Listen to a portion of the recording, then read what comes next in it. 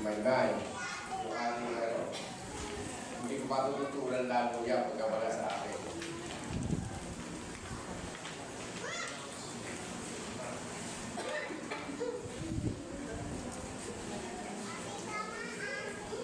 Magandang umaga sa inyo mga kapatid. Kumusta na ba kayo?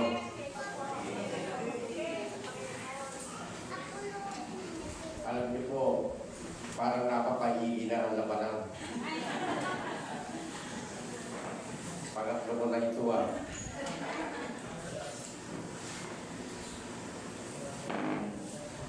Pero purihin ang Panginoon sa buhay ng bawat isa sa atin.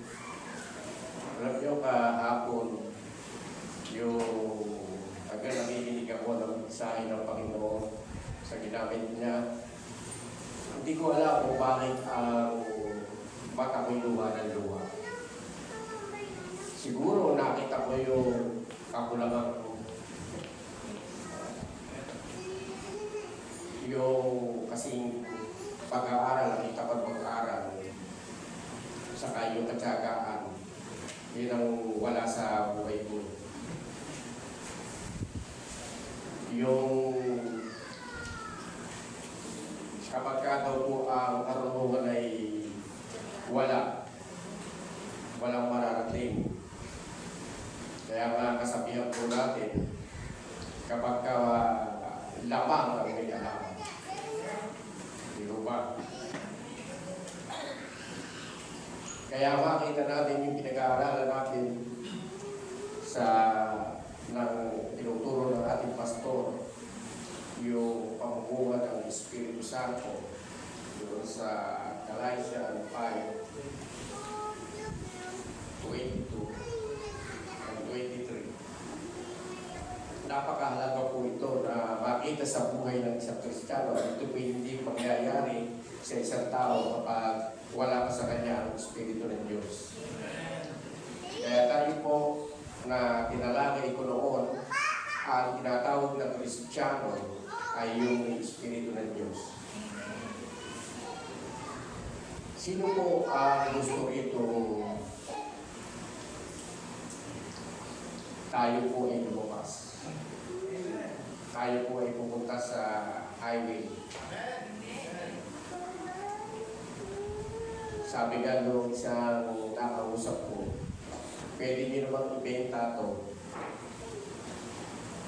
O kaya gawin yung bahay ng staff o yung magpo-full time, tapos bibili kayo. Alam niyo po, pag tinanaw natin ang kakayanan Diyos sa buhay natin, sasabihin niyo, napakaliit pala ng mga pangarap ko. Pag nakita natin sa buhay natin, yung kayang gawin ng Diyos sa buhay niyo at sa buhay ko, hindi tayo mangangarap ng natin. Alam niyo po, pero may dapat tayong gawin. Alam niyo po, yung aking pamagat ay yung tinanaw ko ni Pastor, hindi naman yung kuro ko. Pero meron akong naiisip na pamagat. Pero kanina, binago ng Lord kung aking nananalangin. Hindi ko lang alam kung parang ayaw.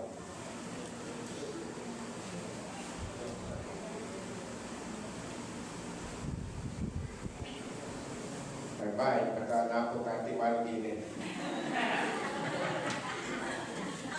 Isa ko ka.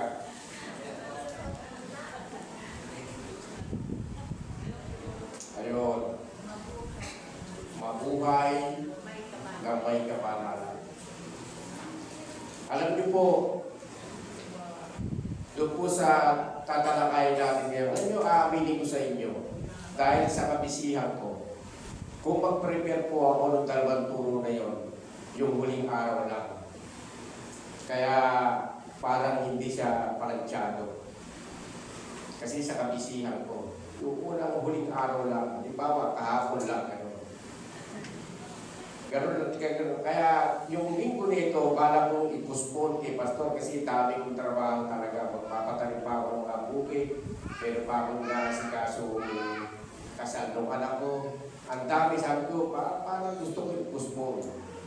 Pero sabi ng Panginoon, o sabi ng kasabihan na naman, kapag ka gusto, may paraan.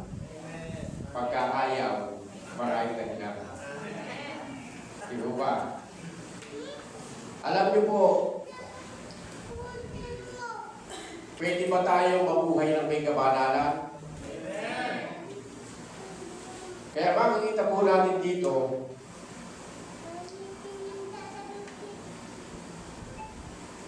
yung sinabi ng Panginoon,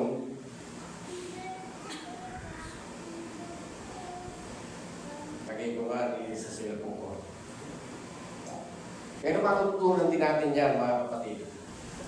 Sapagkat sabi ng katuroan kahapon, pwede kang unang maging hindi maalam, pero huwag kang mananatiling wala kang alam.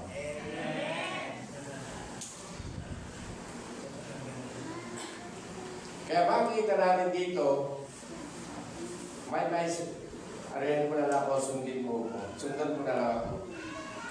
Sabi po rito sa Ezekiel chapter 3 verse 27, at kung may gusto ako ipasabi sa iyo, muli ka makapagsasalita. Kung magkagayon, sasabihin mo sa kanila ang sinasabi ko. Kung gusto nila makinig sa iyo, makinig sila. Kung ayaw nila, huwag. Sapagkat sila'y tunay na mapag-ibag-isip sa samayan. Alam niyo po, sinabi po ito ng Panginoon sa mga Israelita. Kung gusto malaya tayo, kung gusto nating makinig tayo. Kung ayaw natin, pwede rin hindi. Nasa inyo ang desisyon. Kaya makikita natin dito, mga kapatid, na ang buhay natin ay pwedeng maging banal. Kung pwede tayo mabuhay ng may kabanalan. Dito sa susunod, medyo namali lang ako. Ito pala yung Daniel chapter 12 verse 10, ang nailagay 11. Ang sabi po roon, sa huling araw ang mga tao ay makapamumuhay ng matuwid. Pero ang sabi roon, ang hindi nakakaunawa o yung magiging mabubuhay ng masama ay hindi makakaalam. Yung karunungan ng matutuwid ay hindi malalaman ng taong magpapakasama. Ibig sabihin, mabubuhay po tayo ng matuwid kung tayo uugnay lang sa Panginoon. Hindi natin kaya, mga kapatid, kung wala tayo sa Panginoon, kung sa sarili natin. Nasa Panginoon lang. Kaya nga sabi doon kay Daniel, yung nauunawaan ng matutuwid ay hindi maunawaan ng mga taong masasama. Yung mga karunungan nila, wala sa kanila. Bakit po? Kasi yung matutuwid ay lang nakikinig ng salita ng Diyos. Kaya nga sabi dito, ito may pakita mo, sa Revelation 22:11, magpatuloy sa magpapatuloy sa pagpapakasama ang masama, magpapatuloy sa pagpapakarumi ang marurumi, ngunit ang mabubuti ay magpapatuloy sa pagpapakabuti at ang banal ay magpapakabanal. Meron po bang magpapakabanal? Meron nagpapakabanal, di ba? Sa huling araw daw, ang mabubuti ay magpapatuloy sa pagpapakabuti. At ang masama, kaya mga kapatid, makita natin merong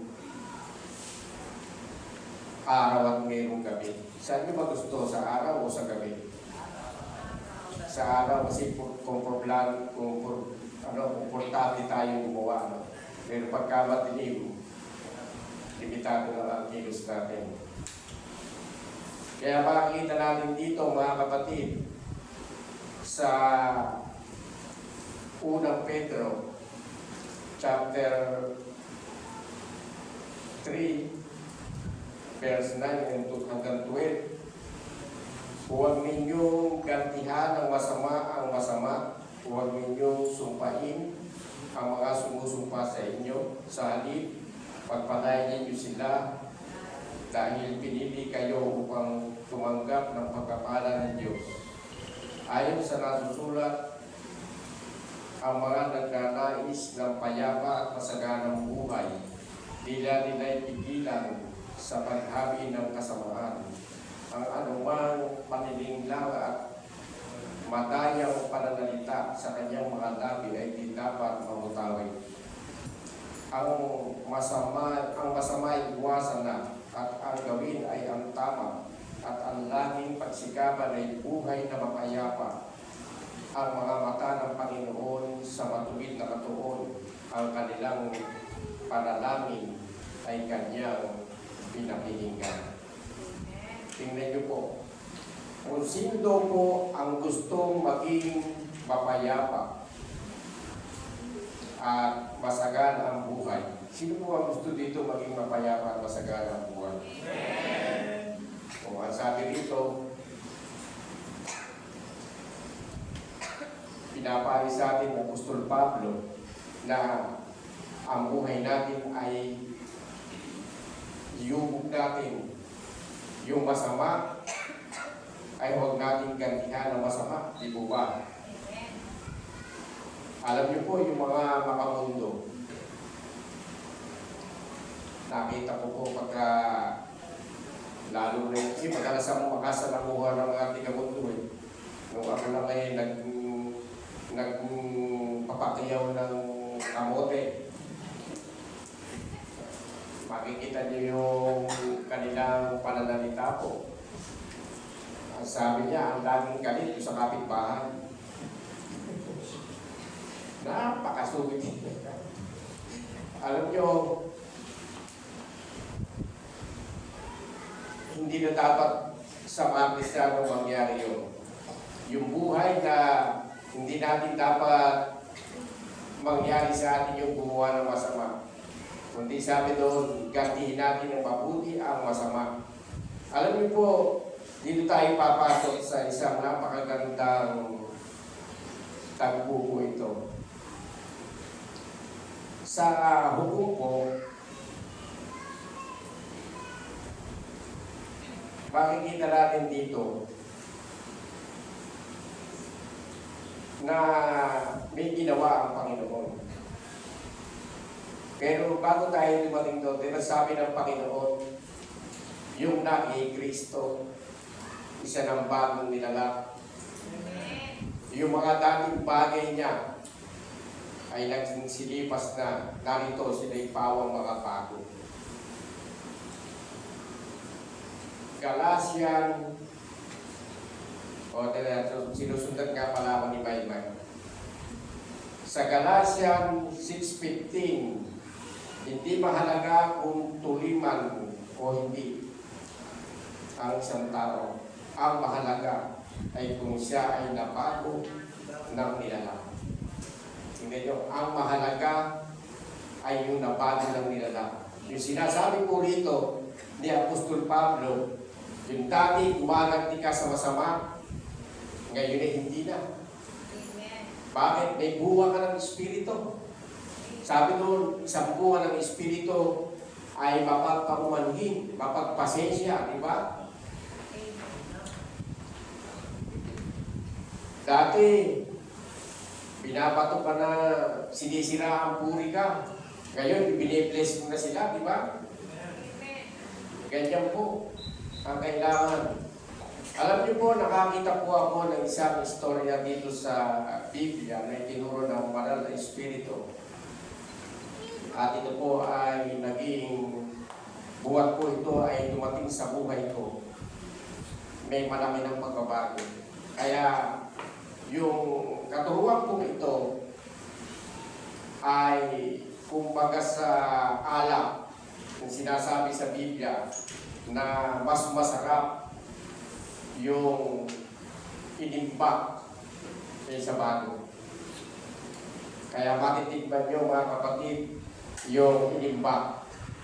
Mas masarap daw ito kaysa bago. Sino po ang nakakaalam dito doon sa kay Gideon? Di po ba? Kay Gideon, ang mga Israelita po ay nagkasala sa Diyos. Sumanib sila ginawa nila yung mga bagay ng mundo o yung mga bagay sa paligid nila. Kaya sila ay nasakop, o dito makikita natin sa Hukbo, chapter 7, verse 2 hanggang 7. Pakita niyo po dyan yung istorya ng Panginoon. O sa 6, sa simula natin, makikita niyo kung paano naghirap ang mga Israelita dahil sa kanilang paggaya sa kanilang kapaligiran. Yung ugali kasi nila, nakakagaya nila. Pero sabi ng Panginoon, ginamit o nanalangin sila sa Panginoon at ito po kanilang panalangin ay dininig ng Panginoon.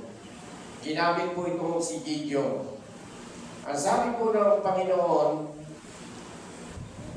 pinili si Gideon ng magdirigma para tipayin nila ang mga kalaban nila, ang Madianita.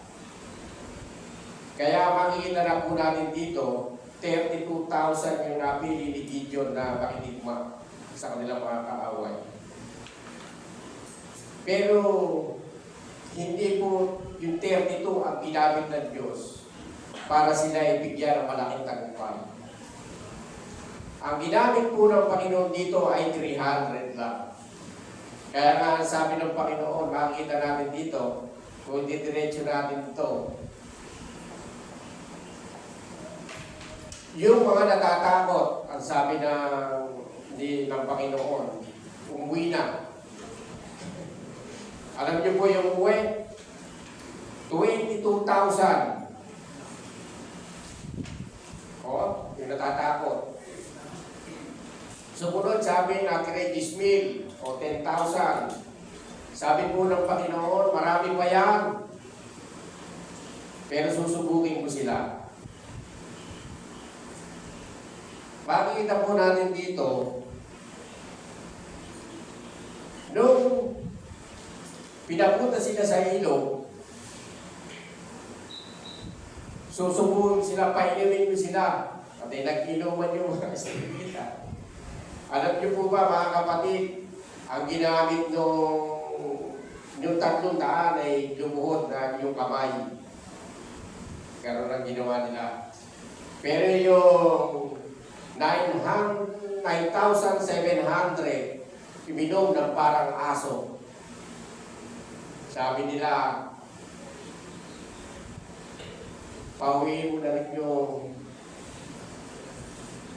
9,700 kasi hindi yan ang gagamitin ko. Alam niyo po, ang ginamit ng Diyos yung 300.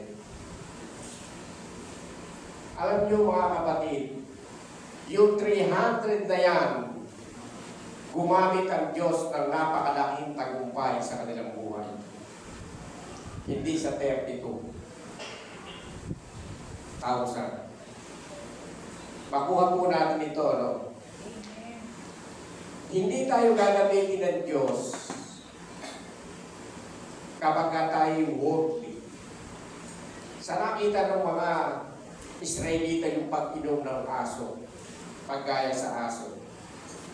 Hindi ko po ito inilagay sa turo, pero makikita niyo sa chapter 6, verse 2. Noong ang mga Israelita ay nilulusog o nilusog ng kanilang mga Madyanita, sila po ay doon nagtago sa bundok. At doon sila nagpunta, sabi sa Midian, doon sila timira. Alam niyo po, doon nakita ng mga Israelita kung paano minum yung aso. Yung mga leon, di ba, alam naman niyang kamay. Siyempre, gano'n na natin ang pag-inom niya. Yung mga usa. Pagka minom, gano'n. Saan pa nila makikita? Siyempre, kasi doon sila timira sa bundok. Alam niyo mga kapatid, ang ayaw na ayaw ng Diyos ay yung tayo'y naiipektuhan ng buhay sa kapaligiran natin. Nakukuha niyo po ba? Hindi ka gagamitin, hindi ako gagamitin ng Diyos kapag tayo ay worldly, makamundo, gumagaya sa takbo ng mundo. Kaya makikita natin dito,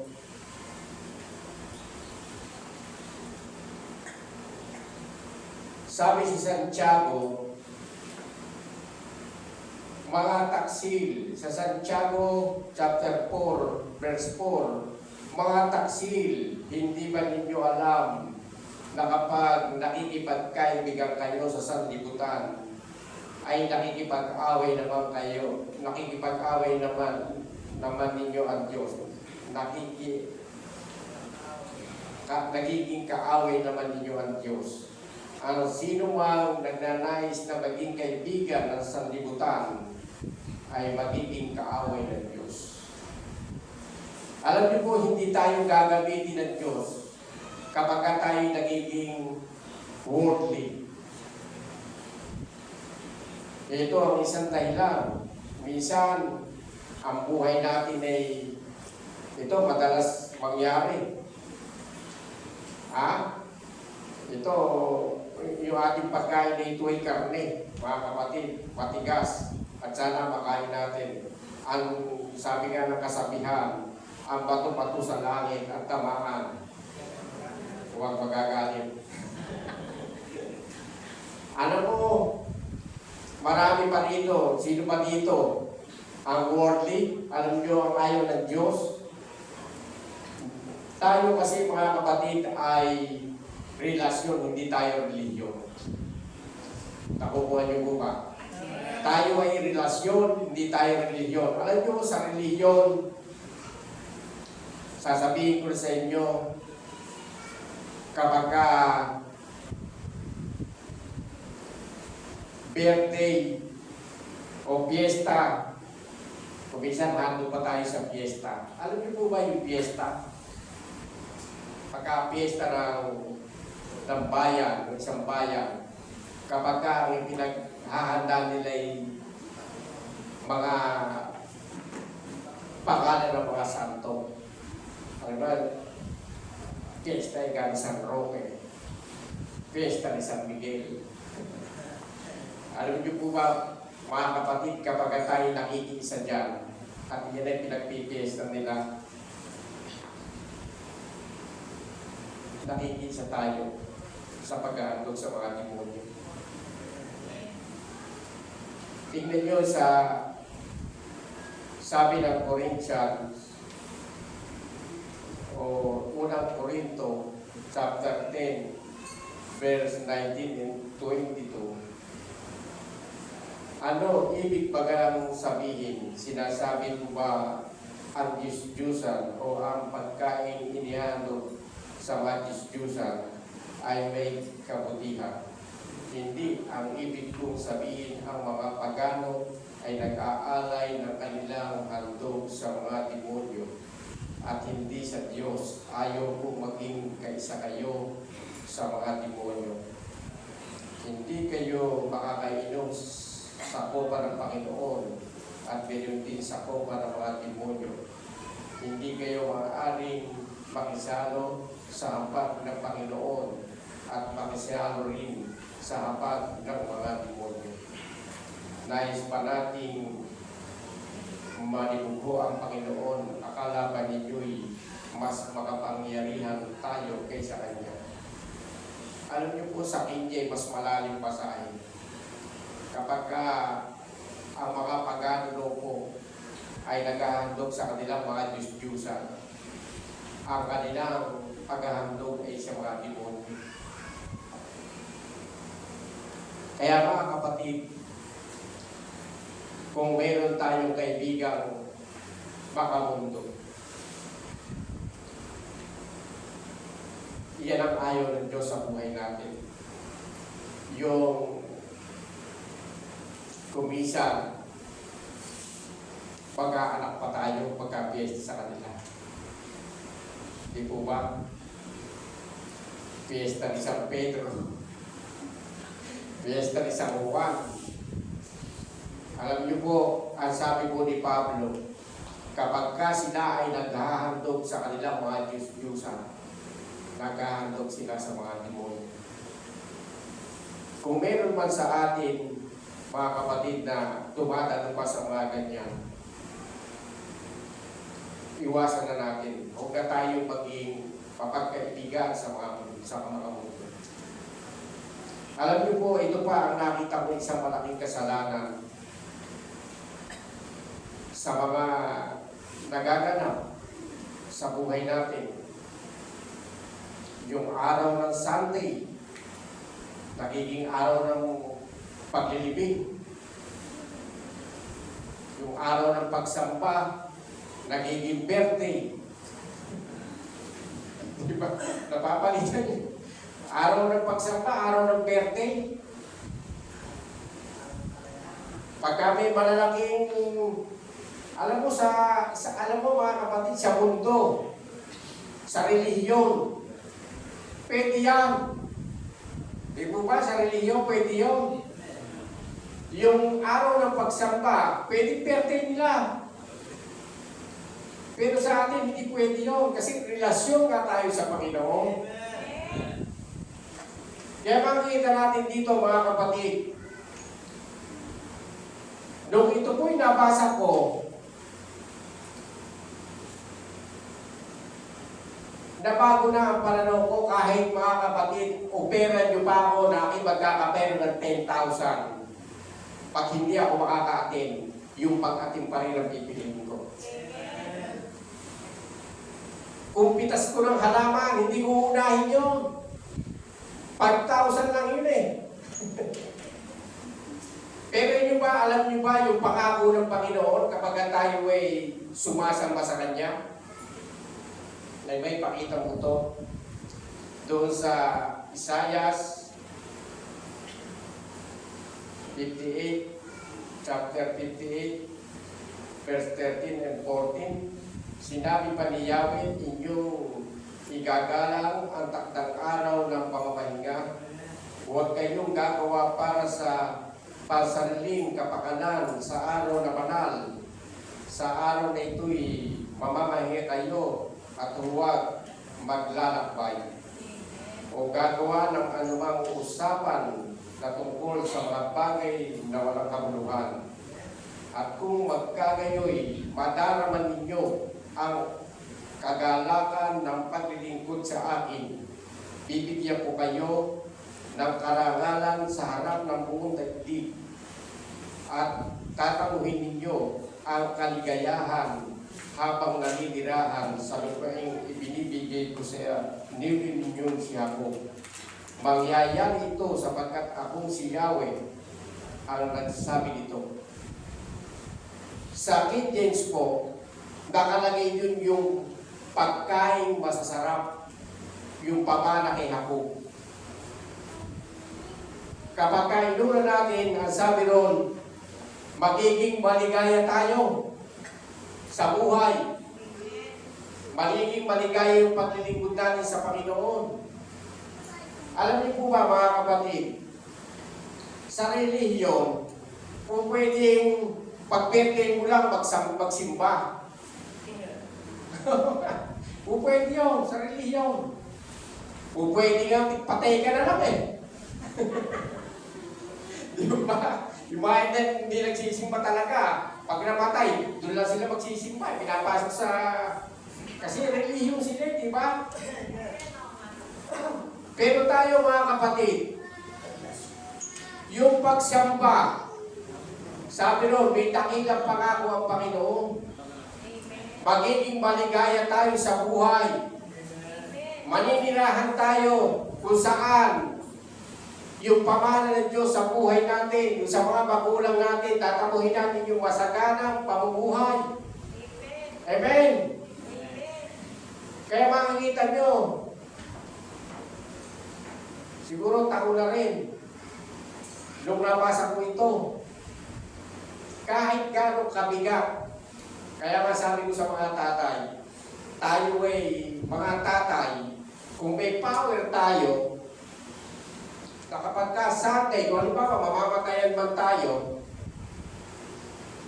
at may power tayong mag-suggest na huwag linggo maglibing, dapat mag-suggest tayo, di ba? Tapos bilang tayo ay may power na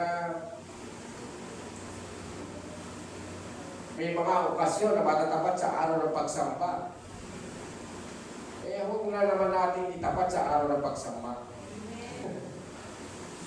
Di po ba? Kaya para masunod natin yung sinabi sa Hebreo chapter 10 verse 25 na huwag nating kalilimutan ang ating pagpupulong o pagsasama-sama.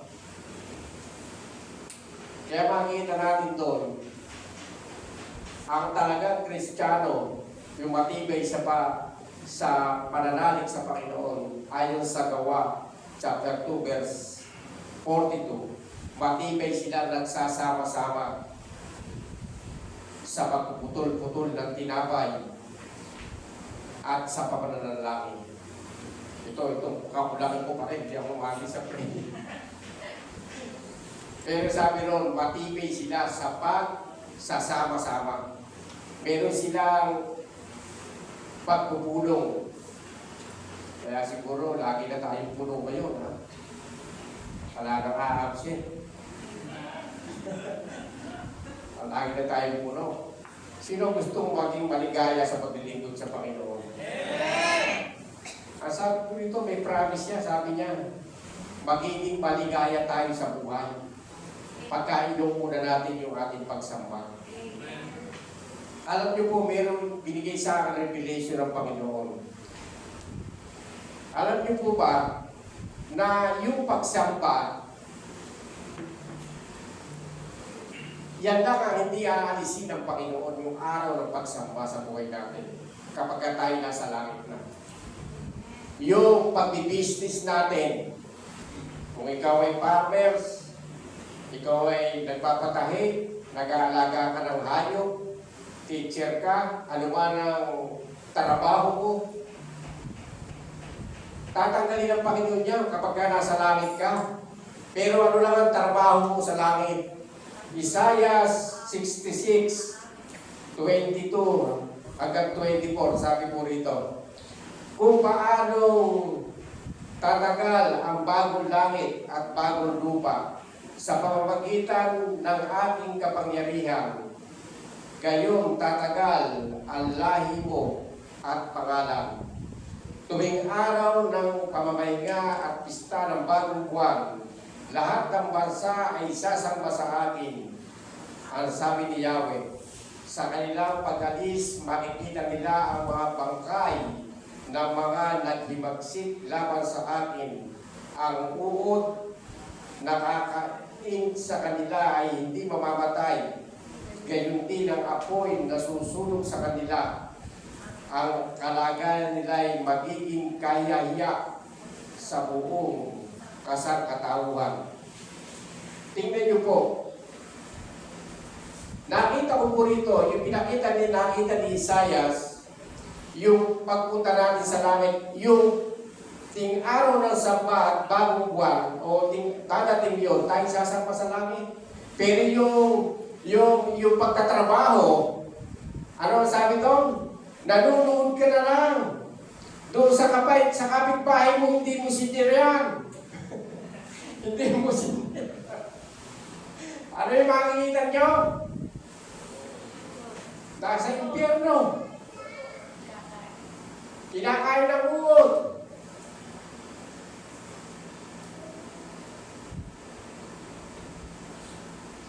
At makikita natin dito mga kapatid, hindi inaalis ng Panginoon yung pagsamba, kaya kailangan bitirano tayo pag kinukuha tayo ng Panginoon dito. Amen? Matibay tayo sa pagsamba. Yan lang ang hindi tatanggalin sa buhay natin. Bakit mga kapatid? Kasi alam ba kaya hindi tayo magtatrabaho ron? Revelation 22:2. Namumuhay yung bungang punong kahoy doon. Meron doon ilog, sinabi ron. Namumunga po ito ng bawat buwan ay iba-iba ang bunga. 12 ang bunga niya sa isang taon. Bunga, punong kahoy ng buhay ang tawag doon. Yun ang kakainin natin. Hindi na tayo magkatrabaho. Ngayon na ang inuuna natin. Ang inuuna natin puro trabaho. Alam mga kapatid, sa langit, gano'n na magiging buhay natin. Isa lang ang hindi tatanggalin sa buhay natin, kaya napakahalaga yung pagsamba. Nakukuha niyo po ba? Kaya ako, nung natutunan ko po, yung nabasa ko ito, yung promise ng Lord, pinaniwalaan ko po ito at pinanampalatayaan naman sinabuhay. Nakita ko naman po yung pagpapatutuo ng Panginoon sa aking buhay. Bakit? Kapag ang sabi ng Panginoon, pagka tayo nabuhay na may kabanalan, ang sabi po roon, hindi nakita ni David na isang taong matuwid ay naghirap. Ang kanyang lahi ay nagpanubos ng tinapay. Bless ang taong nabubuhay na may kabanalan. Alam niyo po, ang Panginoon, alam niyo ba, pumunta lang tayo dun sa worldly. Pero ang topic natin ay mabuhay tayo na may kabanalan. Alam niyo po ba na hindi gagamit ang Panginoon ng worldly? Yung makamundo, yung ginagaya, yung takbo ng mundo. Kapag ka tayo ay worldly, tingnan niyo po ang sabi rito sa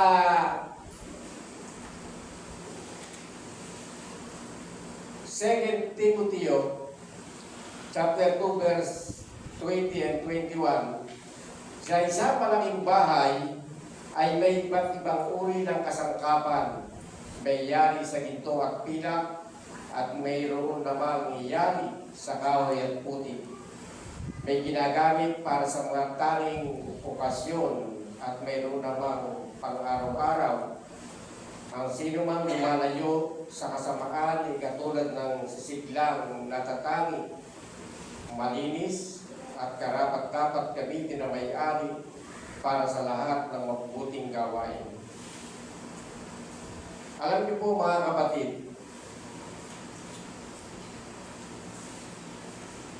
hindi kaya ginamit ng Panginoon yung 300. Hindi sila worthy. Nakuha niyo po ba? Hindi nila ginagaya yung kapaligiran nila, hindi sila umiinom o yung ugali nila ay yung ugaling hindi katulad ng mga hayop na umiinom na parang aso. Meron po akong kwento. Alam niyo po ba, ito po ay nakita ko madalas mangyari. Meron po isang pamilya na wasak. Magkasama sila. Lagi po silang nagtatalo. Araw-araw, kasi dahil nga wala sa Panginoon. Siyempre, walang buwan ng Espiritu. Lagi silang nagtatalo. Worldly ka eh. Alam niyo, minsan yung isang asawa ng babae, nakapanood ng TV. At sa makatuwid, na born again, tumanggap siya. Naramdaman niya kung paano yung kapangyarihan ng Diyos ay dumalo sa kanyang kasangkatauhan. At nakita po niya hanggang sa nagpapatuloy siya sa panonood at pakikinig. Natuto siya magbasa ng Bible. Alam niyo, na isang buhay niya yung sinasabi niya o yung nababasa niya. Minsan nagtaka yung kanyang asawa. Kasi yung asawa niya naging masipag sa bahay, naging mapagpigil sa sarili, hindi na nakapagtatalo sa kanya. Sabi niya, ano nakain ng asawa ko nito nagkaganito? Tapos yung pananamit, kasi yung asawa niya, kung maramit sexy kasi. Nakita mo ito, nagpatotoo. Litaw ang bumper kung maramit. Ano yung litaw ang bumper, salita ng mundo. Yung maiksi. Tapos nakita nung asawa, iba na yung damit niya. Sabi niya, ano to? Ano nangyari sa asawa ko? Hanggang, alam niyo mga kapatid, at nakita niya, pinagpasdan niya yung kanyang asawa. Natutong magbigay. Natutong mag-tithe sa offering. Nakita niya, nagnegosyo yung asawa niya. Nakita niya, ang lakas kumita. Alam niyo yung negosyo, yung pamayag ng mga babae. Sige sa mga mukha.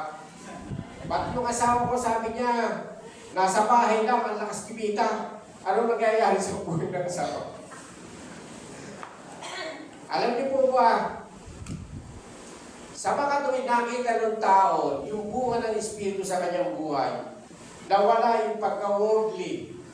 Alam niyo ba, napakadaling makuha o napagtagumpayan ng babae yung buhay ng kanyang asawa. Ang ginawa po nung lalaki, ano ba ang nangyayari sa iyo? Ano ba ang ginagawa mo? Ba't nagkaganyan ka? Nag-share na siya. Hanggang yung lalaki, mga kapatid, nakita niya yung magandang patutuo sa kanyang buhay. Napakadali niyang nakuha. Alam niyo, nangyari sa kanya, hindi pa marunong mag-tithe yung asawa niya. Kumuha lang ng 10,000 doon sa dalawa niyang negosyo kasi nalulugi. Ibinigay niya sa gawain ng Panginoon. Alam niyo po ba, nakita nung nagpapatutuo ang Panginoon sa asawa, bigla umasenso yung negosyo ng lalaki. Naging lumaking kumpanya kasi ito ay anuhan ng gasol.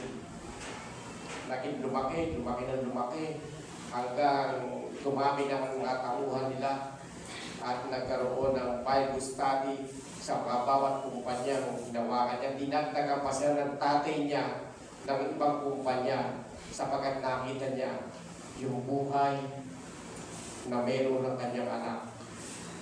At makikita natin, hindi na ako sanay nagpakikita ko talaga sa inyo yun, pero nakita ko talaga yung sinasabi ko kanina, yung buhay na mapayapa at buhay na masagana nangyari sa kanila. Bakit? Binago nila yung buhay nila. Alam niyo po ba, kapag ka ang buhay natin ay hindi naging worthy, hindi tayo nagiging makamundo, ganyan ang mangyayari sa buhay natin.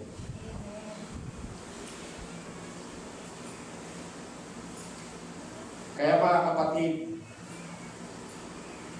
makikita natin dito, ang nais lang ng bakit gusto ng Diyos na tayo maging matuwid. Bakit na gusto ng Diyos na tayo ay hindi nagiging marumi. Kapag tayo ay nagiging marumi, hindi tayo pwedeng gamitin ng Panginoon. Sinasabi ko sa inyo. Kaya makita po natin dito, bakit po? Kasi yung hangad ng matuwid ay puro kabutihan lang. Kapag ka ikaw ay naging matuwid, magiging gagawin mo lang yung mga bagay na may kabutihan. Ano ang sabi ng Kawikaan sa 11:23? Ano man ang nais ng matuwid ay nagbubunga ng kabutihan. Kapag tayo ay naging matuwid, ang magiging bunga niyan ay kabutihan. Kaya mga kapatid, nakita natin yung turo kahapon kung gusto natin ang pagbabago sa buhay natin. Yung malaking tagumpay pa, maliit pa yung tagumpay natin. Alam niyo po ba, yung 300 nito wala namang ginawa. Hindi naman nakitigma ito. At ang kinalaban nila, ano sabi doon? Yung kinalaban nila ay kasi dami ng buhangin sa dagat. Ibig sabihin, walang bilang. Ang ginawa lang po ng mga tao to, hinawakan yung sulok. At inihipan ng trumpeta ang ginawa ng Panginoon. Naglaban-laban yung mga kalaban nila at sila ang nagpatayan. Wala namang ginawa. Alam niyo ba mga kapatid? Wala namang tayong gagawin kung hindi tayo ay manalangin. Kung tayo ay nabubuhay ng may kabanalan, paano ang gagawin natin? Huwag na tayo maging worldly. Di ba? Yung mga ginagawa ng mundo, yung kasalanan, pagka minumura, sino pa nagmumura dito? Ala na, di ba? Tatawin siya.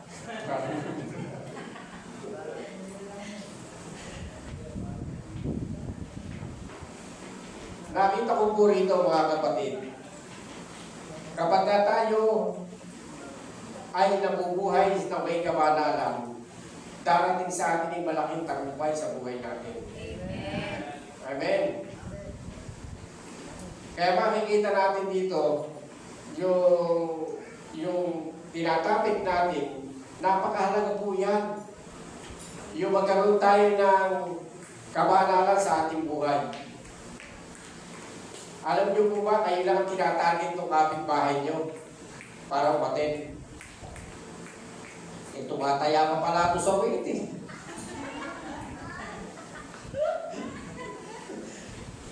Mga kapatid, hindi na dapat. Nakuha niyo po ba? Kung tayo tumutuma, huwag tayo tumuha kasi hindi naman tayo, hindi tayo umot. Alam niyo ba, pag nakitaan tayo ng liwanag ng ating mga kapitbahay, sasama sa inyo yan kahit hindi nyo inanayahan. Pagiging mabait na sa atin yan.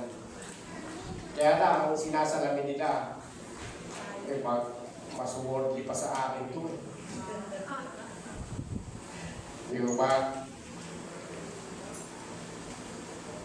Ako'y natutuwa sa Panginoon, mga kapatid. Dapat hindi ako kapagturo. Ngayon, sapagkat kukunti lang nakakalam sa inyo. Kaya hindi ako nakapag-devotion noong Huwebes. Nalason ako. Alam nyo, yung pamilya ko, yung mga kapatid ko sa kasinangan, nagpuntahan sa akin, nakagaya kasi natadalin ako sa kunti ni Galvez, kaya pagpuntahan. Kasi, pero talagang mabuti ang Panginoon.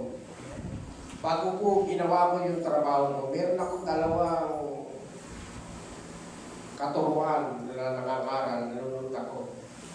Siguro kaya pinakikinggan ko yun, nakahiga ako bago ko ginawa. Kasi naglagay po ako ng lago sa aking mga sibling. Isang sakong pure gold. Kakala ko kasi peke. Hindi ako nag-ingat. Hindi ako nagmas. Nung nayari, labo pa yung aking palikabok. Napasin ko nung umaga, nung aking umaho na ako. may pakiramdam ko yung pawis ko iba. Tapos pamaya-maya na ano na ako. Ganun pala yung pakiramdam nung nalalason. Pero yung pinanood ko kasi, yung pinakinggan kong teaching, hawak natin ang buhay. Hawak tayo, ang buhay natin ay hawak ng Panginoon. Noong po si Shadrach, Meshach at Abednego ay itinapon doon sa 7 beses na pinainit na pugon. Ang Diyos po ang nag-ingat sa kanya, sa kanilang buhay. Yung bagsik ng init ng apoy, hindi po tumala sa tatlo. At yung si Daniel, nung itapon siya sa leon, ay hindi rin po ibinuga. Pinigil ng Diyos yung pagbuka ng bibig ng leon. Doon natin makikita yung topic ng aking pinakinggan. Hindi magtatagumpay anong bagay na ginawa ng likha ni Satanas sa buhay natin. Kung tayo nabubuhay ng may kabanalan. Alam niyo po, sabi ni nanay, anak, ako na gagastos, baka ayaw mo lang gumastos. Tingnan niyo yung sakripisyo ng nanay, di ba? Kahit na yung pagmamahal niya sa mga anak, kahit na sila gumastos, basta sa kapakanan mo lang. Nakita ko, talagang mahal ako ng nanay ko. Sabi ko, hindi. Kaya ko, sabi ko, hindi. Kasi nakatanaw ako dun sa Marcos 16 hanggang 18, na kahit makakain tayo ng lason, hindi tayo Kaya gulat na gulat sila, sabi ko, hindi ako maano. Kaya nung umaga, nasa bukid dito ako, nung tinatawagan ako, sa bukid na, sabi ko. Sabi ko, huwag ka na magtatawag kasi mahal din ako ng asawa ko. Sabi ko, sino-sino. Tinawagan, mababali sa pakako yan eh. Alam niyo mga kapatid, kapag tayo ay lumalakad sa pangtama yung pinakinggan ko. Tayo mga alagad ng Diyos, tama niya sa kamay niya ang buhay natin. John chapter 21, sabi niya, ano sa iyo kung manatili ang buhay niya hanggang pagbabalik ko? Sabi niya kay Santiago. Alam niyo po ba, ang buhay natin ay nasa kamay ng Diyos. Amen. Kung natin gusto tayong kuhanin ng Panginoon, iyan ang kaya nga sinabi ko sa inyo, mabuhay tayong may kabanalan. Alam niyo ba, nung ako ay nalalason, pinakikiramdaman ko, ako may kasalanan pa. Sabi ko, Panginoon, kung ay may kasalanan pa, patawarin niyo na po ako. Pero nakahanda na ako, kaya nga kinagdiro, kaya sila natakot. May force stick naman ako nang magamit na, sabi ko. kaya po sila natakot. Nagbiro ako. Pero alam ko, hindi ako maano kasi tama ng Panginoon ng buhay ko. Kasi pakakabahan ko sila. Tama ng Panginoon ng buhay natin. Amen?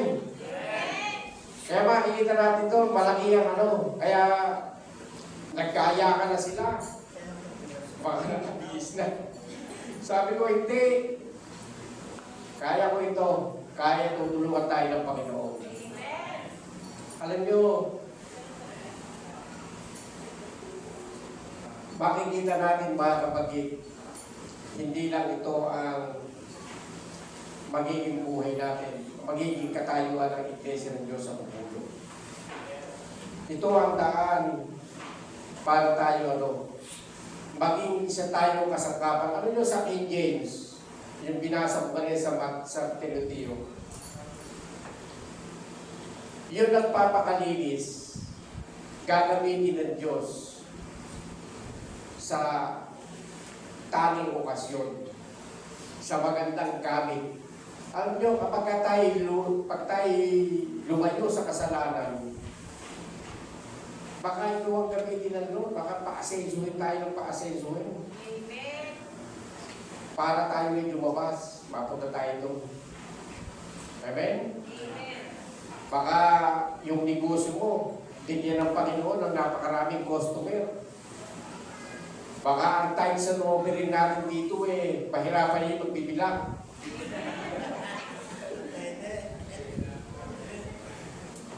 Amen? Kaya tama salita ng turo kahapon na kung ano yung merong kahon, umalis ka dyan. Mangarap ka pa ng malaki. Hindi yan lang ang kakayanan ng Diyos para sa buhay mo. Kaya lang, lumakad tayo sa kalooban ng Diyos. Lumakad tayo ng may kabanalan sa buhay na ito. Hindi ko kasi cellphone to. Kaya hindi ko pamisado. Kaya nyo mga kapatid, bibili na ako ng mas magandang cellphone. Nagkakano ko, sinasabi dun sa, hindi ba alam yung sinasabi ng kakandidatong kapitan, uri niyang bibili ng cellphone para kung tawagin siya. Kung tawagin siya, madali siya makukontak. Di mo ba? Ito yung sinabi dito, malapit na ako matapos mga kanan. Hindi na ako, malapit na ako matapos.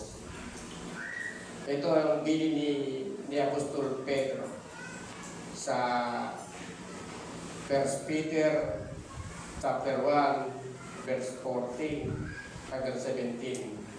Bilang masunuring mga anak, huwag kayong umayon sa masasamang pagnanasa tulad ng ginagawa ninyo noong kayo wala pang pag-unawa, wala pang tunay na pagkaunawa. Sabi sa King James, iwanan na natin yung dati nating ugali. Nung tayo ay hindi pa nakakakilala sa Panginoon.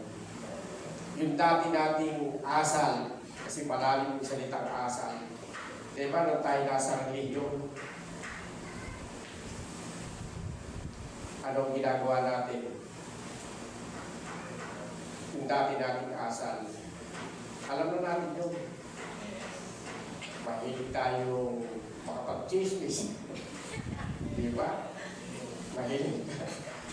Kaya ako sa totohanan lang, marami kong ginawang kasalanan. Siguro kaya gano'n ang pagmamahal ko sa Diyos Maraming binayaran ng Diyos na kasalanan ko. Sabi nga ng Panginoon, yung maraming kasalanan, yung maraming pinatawad o malaking pagmahal, di ba? Pero ako talagang naging makasalanan. Inaamin ko. Kaya siguro ganito yung kahit wala akong kakayanan, tumatayo ako sa harapan niyo. Alam niyo po ba na hindi lang sa Panginoon, ayoko talagang makaral.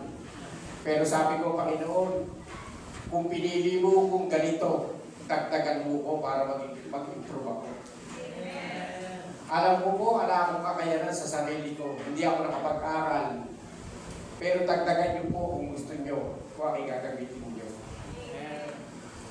Hindi natin pwedeng ipagmaramot yung sarili natin sa Panginoon. Kung anong tabes natin, ibigay natin. Ito pa, pinaalala sa akin ng Holy Spirit. Magbigay tayo ng tabi sa Panginoon. Kaya nga sabi ko sa inyo, ang tamaan. Huwag magagalit. Huwag na tayong maging late. Kasi sa relihiyon, pwede yan. Alam niyo ba sa Diyos, mahaba lang ang pisi ng Diyos. Pero yung mga hindi nakahanda, hindi sasama yan sa langit. Ang sabi nun, naghihintay sila, hindi sila hinihintay. Nakuha niyo po ba? Yung 10 dalaga, sila ang nag-iintay sa ikakasal na lalaki. Hindi sila ang hinihintay. Yung mga anong tawag doon? Yung iniintay, katok ng katok, yung hindi nag-iintay, pero hindi siya nasama. Bakit? Hindi sila nakahanda. Ibigay natin yung tabi sa Panginoon. Amen? Sinasabi ko ito sapagkat ito ang tama, mga kapatid. Alam niyo po ba, ako pagka Sunday, sarado ang kalalamin ng kami mali. Hindi talaga kami kumakain, magkakapi lang kami, huwag kami balik. Kasi ibigay mo yung the best sa Diyos. Kasi kaya kang bigyan ng the best ng Panginoon sa buhay mo. Amen. Kaya kang bigyan ng Panginoon ng buhay na payapa at sagana. Amen. Kaya kung magbibigay tayo sa Panginoon, the best, dati noon, gano'n, na-relate ako. Pero sabi ko nga, nagbabago tayo. Amen? Huwag kang manatiling laging late. Nakita niyo ba akin na late? Abe, maiiwan ko lahat. Sabi ko sa mga anak ko, pagka kayo ay nagpapaintisa, talaga iniiwan ko. Lalo si Gina. Mabagal gumaya ka, iiwan ko, yung na late. Sabi ko, sumunod kayo. Alam nyo, ibigay natin yung tabi sa Panginoon. Amen! At may sinasabi ko, ibigay natin ng Panginoon. Amen!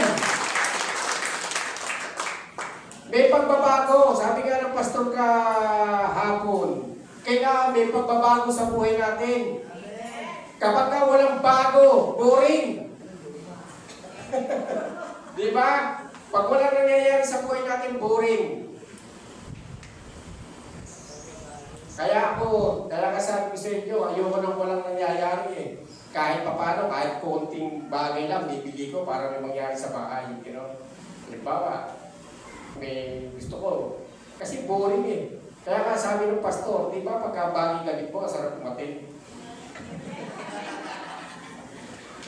Pero ako, nabili ko kahapon, nahihiya ko isuot. Alam mo, bibili ko na nag-shopping ako kahapon. Sabi ko, para ako totoo pagka ito ay isusuot ko. Alam niyo mga kapatid, yung sapatos lang ang bago sa akin ngayon. Alam niyo, ang hirap tumayo rito. Alam niyo ba, kung madaling tumayo dito? Alam niyo, nagpapatawa lang ako pero masyado kong maingat.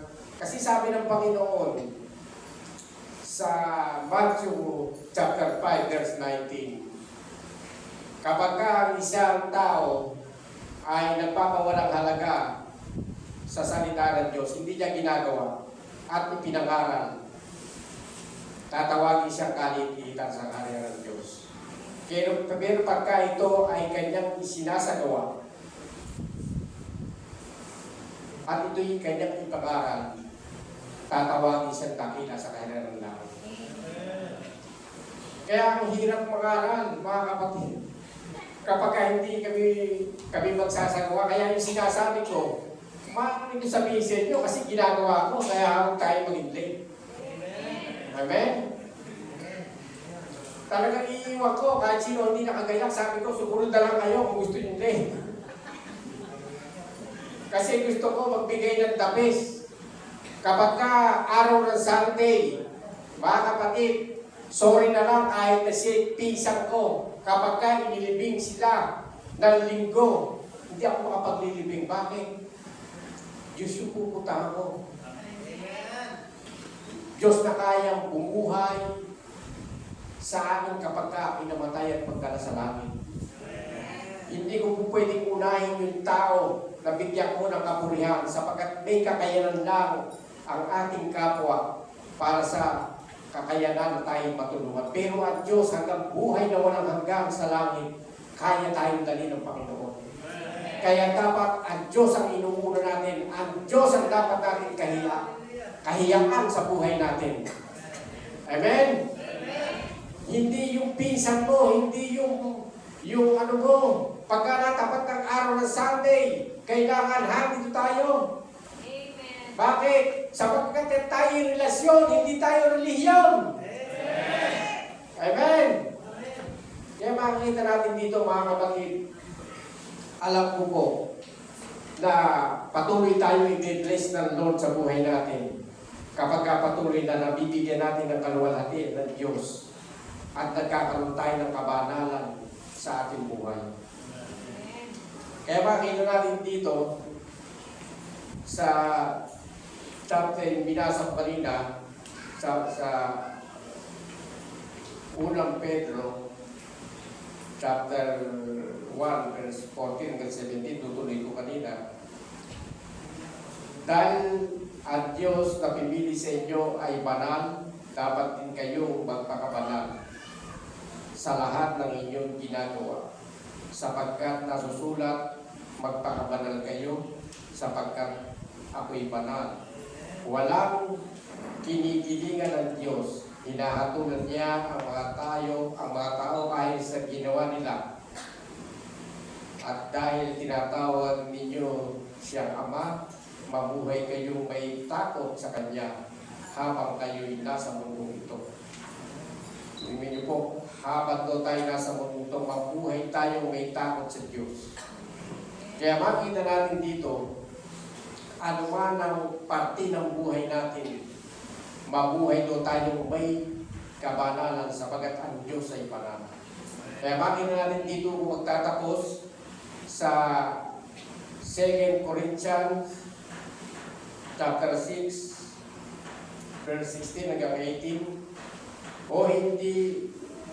O di ba kayo'y templo ng Diyos? O hindi kaya templo ng Diyos? Ano ba ito? Hindi ko magbasa.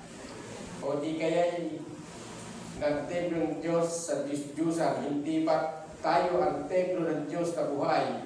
Siya na rin ang nagsabi, mananahan ako at mamumuhay sa piling nila. Ako ang magiging Diyos nila at sila'y magiging bayan ko. Kaya lumayo kayo sa kanila, humiwalay kayo sa kanila, sabi ng Panginoon. Iwasan ninyo ang anumang marumi at tatanggapin ko kayo. Ako ang magiging ama ninyo at kayo ang magiging anak ko, sabi ng Panginoong makapangyarihan sa lahat. Sabi dito sa kadugtungan 7:1, mga minamahal, yamang ipinangako sa atin ng mga bagay na ito. Alisin natin ang ating, o linisin natin ang ating sarili sa lahat ng pagpapakarumi sa ating katawan at sa ating espiritu. Sikapin natin mabuhay ng may ganap na kabanalan at paggalang sa Diyos. Alam niyo po, umalis tayo sa kanila, ang sabi ng Panginoon. Alam niyo yung pangako ng Diyos, mananahan ako sa kanila. Ibig sabihin, titira ang Diyos. Sasama ang Diyos sa buhay natin. Kapag tayo ay nabuhay na may kabanalan, alam niyo po ba, pagka ang mga Israelita noong araw, kung babasahin niyo ang lumang tipan, pagka ang mga Israelita noon ang Panginoon ay kasama nila, walang bagay na panig na mangyayari sa kanila. Sapagat ang Diyos po ay kasama nila, nakalugod sa kanila. Amen? Amen. Kaya sabi nun, mananahan ako sa kanila. Sino po ang naniniwala na ang Diyos ay kapag nananahan ng Panginoon, iba ang sa presensya ng Panginoon, iba ang presensya ng Panginoon. Alam niyo po, may isishare ako sa inyo. Ito po yung nangyari sa akin kung ako bago-bago pa lang ako may asawa. Fasting po ako ng siguro 4 days na. Kasi noon, malakas pa yung katawan ko. Nakakaya kong mag-fasting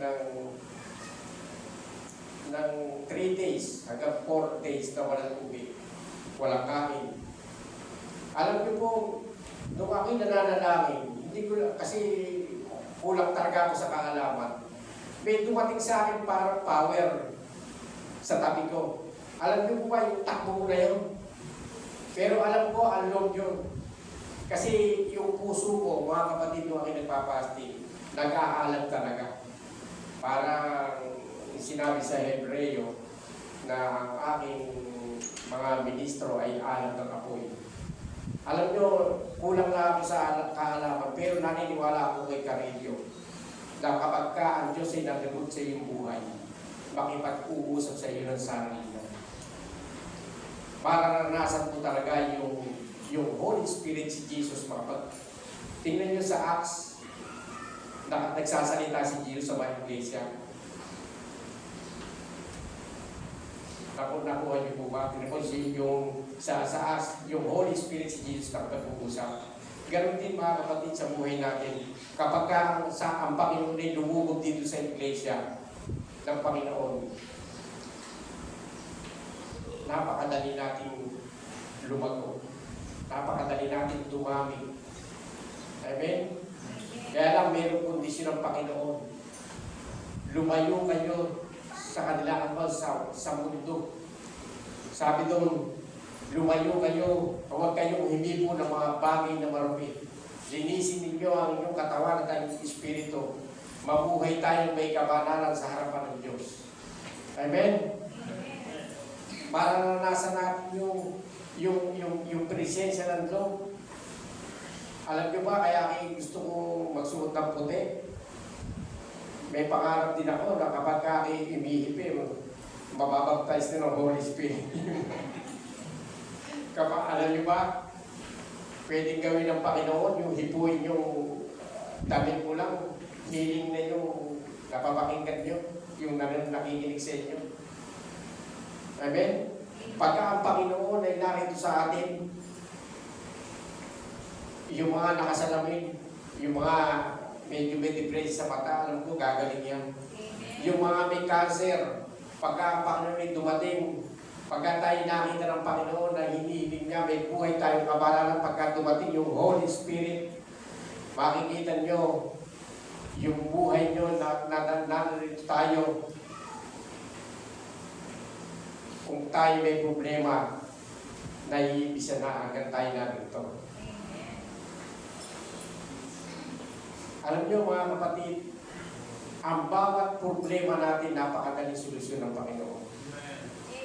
Kung tayo nakatago katulad noon ni Gideon, nakatago sila sa mundo kasi takot sila sa mga kalaban nila. Nung kinilos ang Diyos, alam nyo,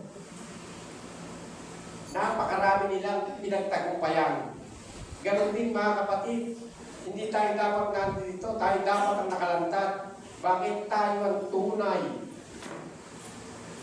na may relasyon sa Panginoon? Tayo ang tunay na mga anak ng Diyos. Kaya lang, hinihiling ng Panginoon, mabuhay tayo may kabanalan sa ating buhay. Yung huwag tayong maging worthy. Siguro kahit ganito lang ang turo ko, malaman naman. Amen? Tumayo po tayo, nalakad po tayo. Hallelujah, Jesus. Hallelujah, Jesus. Ama, salamat sa buhay na nais mo sa amin. Naniniwala kami na hindi lang ganito ang plano mo sa buhay namin sa iyong iglesia sa lugar na ito. Naniniwala kami, Ama, na napakaliit na bagay ang kami ay i-bless mo, Panginoon. Ang buhay na nakikita mo, Panginoon, sa amin ngayon, kung kami man, Panginoon, ay naging worldly, ayon sa iyong salita, Panginoon, kami ay hindi nagpakalinis, kami ay may kasalanan pa, Panginoon. Kung kami man, Panginoon, ay may pinapapaguran pa, hindi ka namin inuuna kung minsan sa aming buhay. Patawarin mo kami, Panginoon, kung kami ay nakikipamatok pa, Panginoon. Meron pa kaming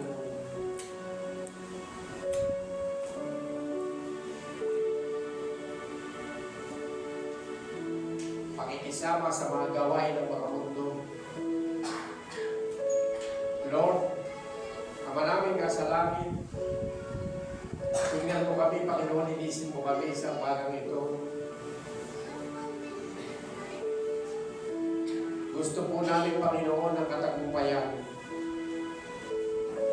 Tulungan po kami, Panginoon, upang mabuhay kami ng may kabanalan. Mga kapatid, ano man ang nakikita mo na meron ka pang ugali na ganito, worldliness, mangako ka sa Panginoon ngayong umaga na hindi mo nagagawin.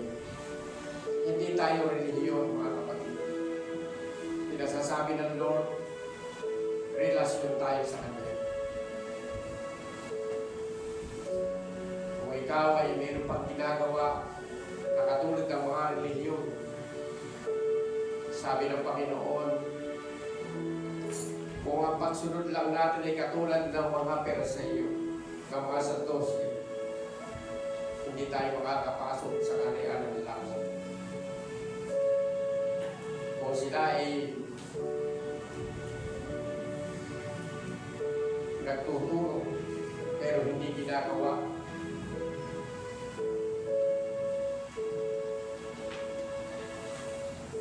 nagsishare pero hindi ginagawa. Lord, salamat kung kami man ay nakakagawa pa ng mga bagay na katulad ng mga bagay sa mundo, sa mga relihiyon. Patawarin po kami, Panginoon.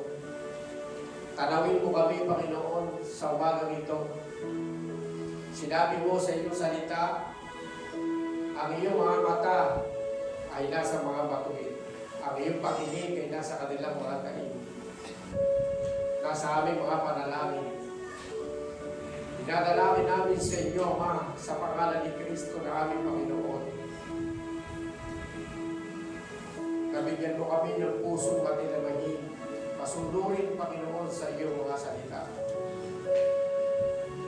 Patawarin mo kami, Panginoon, kung kami man ay gumagawa ng mga bagay na gawain ng relihiyon ng mundo ito, Panginoon.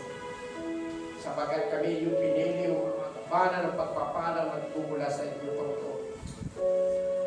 I-bless mo po, Panginoon, ang aming buhay, ang aming ugali, ang aming gawin mo maging bago ito, Panginoon. Sapagat ito ang mahalaga, Panginoon. Kami ay maging bago. Kami, Panginoon, ay may bunga ng Espiritu Santo, Panginoon, na may pag-ibig, na may pagpapasakop, Panginoon, sa inyo, Panginoon. Na kami, Panginoon, ay mayroong banal na takot at paggalang sa iyo, Panginoon, sa aming buhay. Tulungan mo po, Panginoon, ang aming puso na sa iyo mahiya. Sa iyo kami, Panginoon, magbigay ng kaluhuran hindi sa mga tao, Panginoon. Patawarin mo kami, O Diyos, Ama.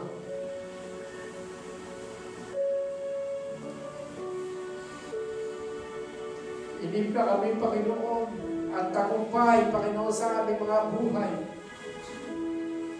Holy Spirit, wini-welcome ka namin, Panginoon, sa aming mga buhay. Manahan ka sa bawat mga anak mo, Panginoon. Dalangin po namin na mangyaring mabuti sa amin ay ikaw ang pantay sa aming buhay. Manahan ka sa iglesia nito, Panginoon. Pagpalain mo, Panginoon, ang buhay ng mga anak mo, Panginoon. Ano ba ang hibuin ng kanilang mga kamay, ay i-bless mo, Panginoon. Sapagat kami, Panginoon, ay nagsisi na at nagbago na, Panginoon. Kami naging pawang bago, Panginoon. Magiging madali sa amin buhay ang mahihirap. Ang mahihirap sa amin, Panginoon, ay magiging ng madali, Panginoon. Kung kami noon, Panginoon,